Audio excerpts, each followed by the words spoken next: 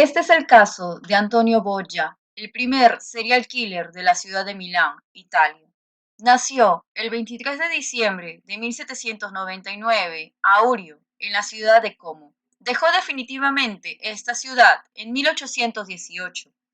Se fue a la ciudad de Milán abriendo un pequeño negocio de construcción, yendo después de un tiempo en quiebra. Luego de este fallido intento de empresa, fue a la provincia de Piemonte. Después de años, regresa a la ciudad de Milán, estableciéndose en la calle Monte Napoleone, mudándose luego a la calle Nerino. Se mantenía haciendo pequeños trabajos de obrero o carpintero. Incursionó también en la compra de casas en subasta, teniendo así una pequeña reputación entre sus vecinos que lo consideraban una persona de bien, ya que frecuentaba también la iglesia y lo retenían una persona siempre pronta a ayudar a los demás. El 26 de febrero de 1860, Giovanni Mourier se presentó en la oficina Tribunal Civil y Criminal de Milán para presentar la denuncia por la desaparición de su madre, Esther María Perrocchio, viuda, mayor de 70 años. Vivía en el segundo piso de un pequeño edificio de su total propiedad, en la calle Santa Marta, número 10. Y así da inicio la serie de hechos criminales que harán que Antonio Boggia pase a la historia como el monstruo de la calle Bañera. En la denuncia, el hijo dice que todo inicia el año precedente, cuando va a visitar a su madre y no la encuentra en su casa. Fue también a la iglesia que la mujer frecuentaba cerca a su casa y tampoco la encontró. Preguntó a los esposos Traselli, custodios del pequeño edificio.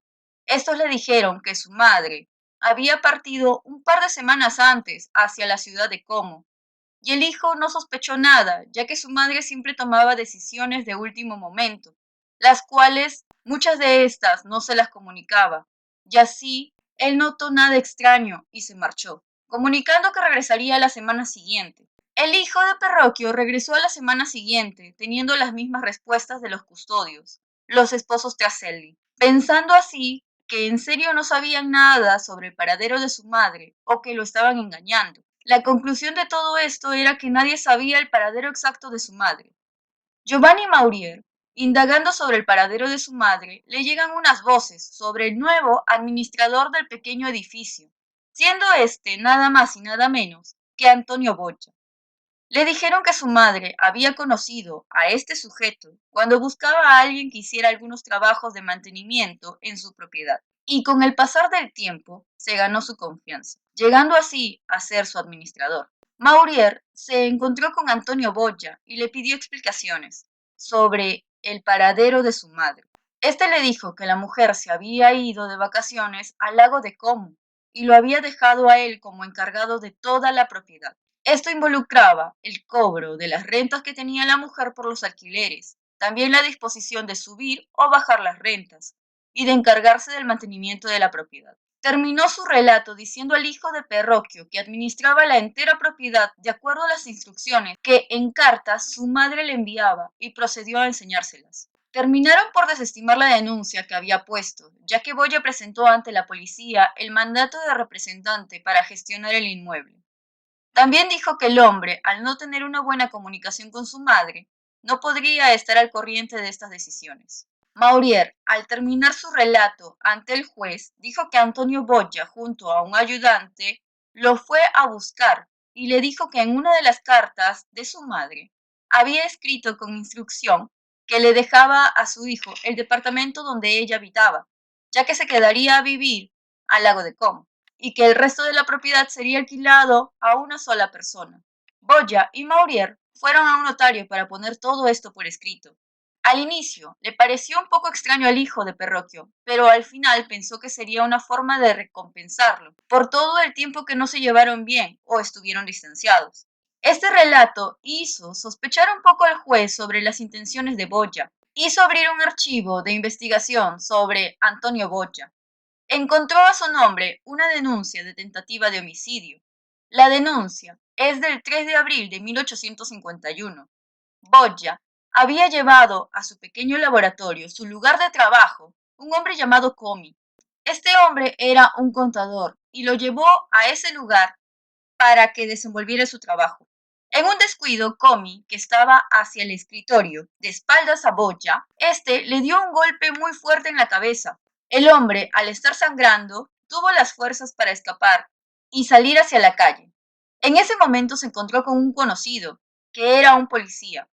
Este policía lo socorrió e hizo arrestar a Boya. En esa época fue arrestado y juzgado con un estado de demencia.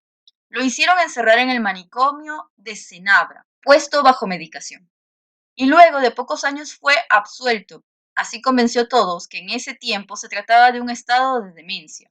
El juez Crivelli, encargado de la investigación, indagó y le preguntó a Boya sobre esta denuncia pasada. Solo respondía con no sé o no me acuerdo, pero no dio ninguna respuesta concreta. Los esposos Traselli, custodios del pequeño edificio de la parroquia, recordaron que un día en la mañana Antonio Boya llegó para hacer unos trabajos en el techo del edificio. Luego de unas horas, pidió al custodio unos baldes con agua. Una vecina recordó que a la mañana siguiente vio a Antonio Boya yéndose con unos bultos sobre la espalda. Luego de esos relatos, el juez tuvo la hipótesis que Antonio Boya habría asesinado a la parroquia aquella mañana, sepultándola dentro del pequeño edificio, ya que no creía posible que él pudiera estar yendo por la ciudad con el cadáver. Fueron al lugar, al pequeño edificio, y encontraron a la señora Perroquio. Encontraron su cuerpo descompuesto, mutilado de las piernas y la cabeza. Estaba escondido bajo las escaleras, un ambiente en el cual habían levantado un pequeño muro. Llevaron a Boya inmediatamente al lugar donde habían encontrado el cuerpo y admitió el homicidio. Confesó que todo había sucedido en el apartamento de la señora. La sangre había sido limpiada con los baldes de agua que había pedido el custodio, que al final no sabía nada para qué servirían esos baldes con agua. Luego de haber asesinado a Perroquio, Antonio buscó en el departamento objetos de valor que luego vendió a un comerciante. Unos días de lo sucedido, cuando se habían calmado un poco las aguas, fue donde un notario y se presentó impunemente con dos amigos que llevó como testigos. Junto a ellos llevó también a la madre de uno de estos, haciéndose pasar como la señora Perroquio, para poder hacer un mandato de representante administrativo de todos sus bienes, para poder así Antonio Boya administrarlos. El notario, al sentir la situación un poco extraña y no creer en realidad esa señora fuera Perroquio, se negó a hacerlo. Al no poder hacer este documento, Antonio Boya fue a un notario que se encontraba en la ciudad de Como. Esta vez se presentó con la compañía de su prima, haciéndose pasar como la señora Perroquio. Esta vez tuvo éxito y pudieron hacer el dichoso documento. Con respecto a las cartas que él había mostrado antes al hijo de la señora Perroquio, estos fueron hechos por un amigo suyo que trabajaba en el tribunal como calígrafo. El juez Crivelli no se quedó tranquilo y siguió indagando. Consiguió un mandato para controlar el pequeño laboratorio, su lugar de trabajo, de Antonio Boya, que se encontraba en la calle Bañera. En ese lugar encontraron las falsas cartas de la parroquia y el mandato que tenía él para representar todos sus bienes. Entre esos documentos también encontraron una carta de Angelo Serafino, con la fecha de 1848, que daba autorización a Antonio Boya de cobrar una deuda a su prima, que habitaba en la ciudad de Como. Antonio Boya se presentó ante la prima de Serafino, pero ésta no le creyó nada, aunque sí se presentó con un documento del notario Gaslini de Milán. La mujer solo cedió ante el requerimiento de Boya al ver un segundo mandato, esta vez de la ciudad de Lodi. Cuando le dijo a la mujer que este dinero serviría para que Serafino pudiera casarse, la mujer dio el dinero, pensando que su primo es un poco ingenuo. Al involucrar a una persona extraña a la familia para cobrar una pequeña fortuna que él había acumulado. Pero naturalmente Serafino nunca había encargado a Antonio Boya de cobrar este dinero. Por el contrario, Boya llevó a Serafino a su lugar de trabajo y ahí lo asesinó. Boya, junto con dos amigos, se hicieron pasar por Serafino y testimonios para ir ante el notario y hacer estos documentos para presentar luego ante su primo. Y así, siendo Serafino la primera víctima de Antonio Boya. Su segunda víctima encontró frecuentando los lugares de subastas de casas. En ese círculo social tenía buena reputación y nadie sospechaba de él, así que en el círculo social encontró al señor Marchesotti. Se piensa que Boya llamó la atención de Marchesotti con alguna pequeña historia de negocio con ganancia fácil, con el cual para poder iniciar necesitaba de una cantidad de dinero.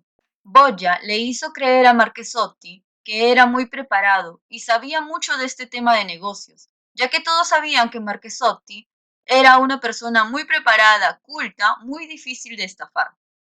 Lo último que se supo de Marchesotti fue el día 15 de enero de 1850, que salió de casa muy temprano en la mañana para encontrarse con Boya, llevando consigo una cantidad de dinero que se había prestado un día anterior de un conocido suyo. Hubieron testigos que vieron a los dos hombres en un restaurante. Al día siguiente hubieron dos denuncias de desaparición del señor Marchesotti, una hecha por su madre y la segunda de la persona que le había prestado el dinero. Al momento de poner las denuncias, estas fueron desestimadas, creyendo que el hombre había huido con el dinero prestado. La tercera víctima es de la fecha de 1851, cuando Antonio Boya conoce a Pietro Meazza, que es el propietario de una bodega, con empleados en la zona de Carrovio, en la ciudad de Milán. Estos hombres fueron presentados por un amigo en común. En la pesquisa hecha a Antonio Boya en su lugar de trabajo, en la calle Bañera, encontraron también cartas del señor Meazza, donde le dejaba toda la administración de su bodega a Antonio Boya. También un documento de venta de la bodega a este amigo en común, firmada por Boya, que era el representante de Meazza. Encontraron también una denuncia de desaparición de Meazza, una denuncia por estafa presentada por el contador de Meazza, por no habérsele pagado adecuadamente. Esta denuncia a la época también llegó a saco roto porque no tenían los datos de una persona desaparecida. Se sabe solo que en ese periodo de tiempo Boya administró la bodega, pagó a los empleados por un tiempo y luego la vendió.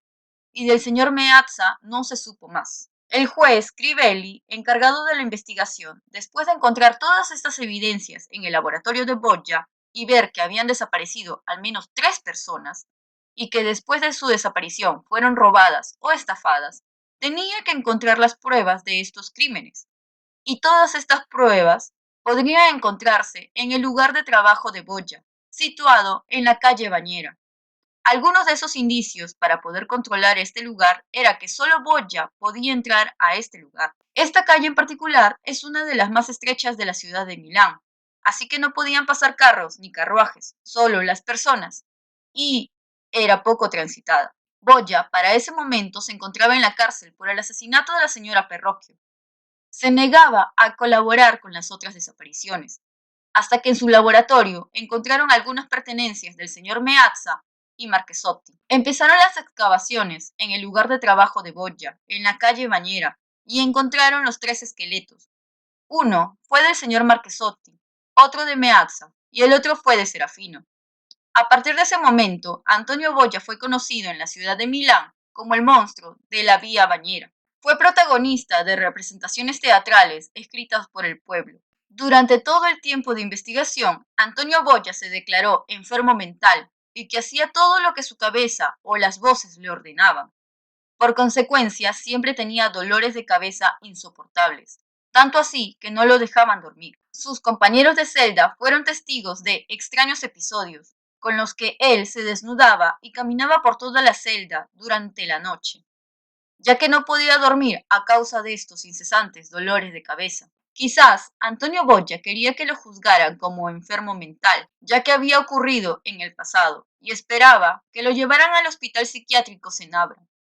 Pero a pocos le parecía justa esta conclusión, ya que todos los delitos, por consecuencia, tenían una recompensa económica y una premeditación. Al terminar el juicio, viene imputado con los siguientes cargos: asesinato con fines de robo a Ribone, sucedido en el abril de 1849; asesinato con fines de robo a Marchesotti, ocurrido el 15 de enero de 1850; asesinato con fines de robo a Meazza, ocurrido en abril de 1850; tentativa de homicidio contra Comi, el 2 de abril de 1851; asesinato con fines de robo contra María Perrocchio, ocurrido el 11 de mayo de 1859. A esta sentencia se le agrega las estafas y sustituciones de personas.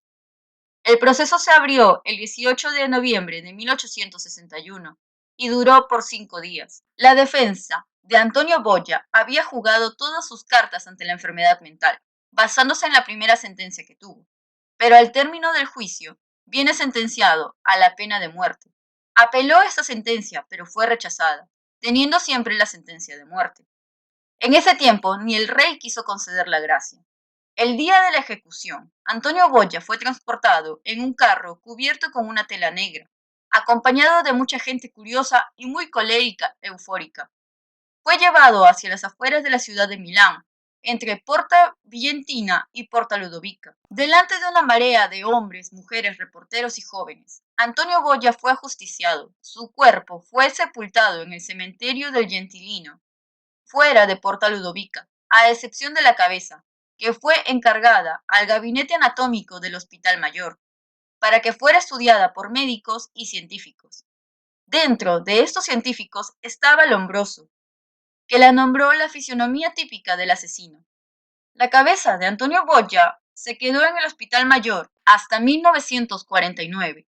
Luego fue llevado al Cementerio Mayor de Milán. En el año 2009 fue encontrado en el mercado de coleccionistas un curioso objeto criminalístico, una hacha de carnicero que habría pertenecido a Antonio Boya. En el mango de esta hacha viene atado una hoja con el nombre de Antonio Boya. Hoy nadie sabe cómo este objeto llegó a manos de los coleccionistas. Y así termina la historia del primer serial killer de Milán.